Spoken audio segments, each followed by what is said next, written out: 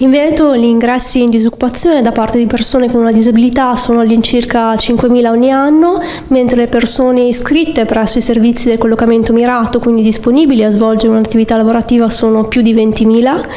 E nel 2023, per favorire l'inserimento lavorativo di persone con una disabilità e che si trovano in stato di disoccupazione, è stata avviata una misura specifica di politica attiva denominata voucher rafforzato, e nei 2 anni di attuazione dell'intervento sono stati rilasciati più di 5.000 voucher. Per accedere allo strumento del voucher rafforzato, gli utenti possono recarsi ad un centro per l'impiego, svolgere un primo colloquio di profilazione qualitativa presso il CPI. Al termine del colloquio verrà assegnato all'utente un case manager, quindi una figura dedicata a supportarlo nel percorso di inserimento e reinserimento lavorativo. Per realizzare tale percorso di reinserimento, l'utente può scegliere di attivare una serie di servizi che appunto sono finanziati a valere sul fondo regionale per l'occupazione delle persone con una disabilità, mediante appunto la misura di politica attiva del voucher rafforzato.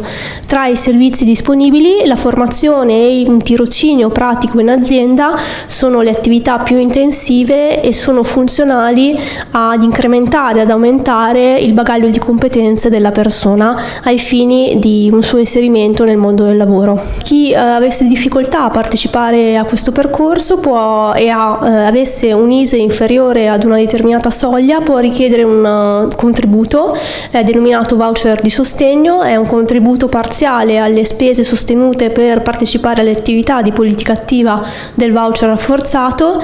Esistono nello specifico 4 tipologie di contributi: per la connessione, per la mobilità, quindi per gli spostamenti nel territorio, oppure per la conciliazione vita-lavoro, o infine per un servizio di interpretariato LIS, quindi nella lingua dei segni italiana.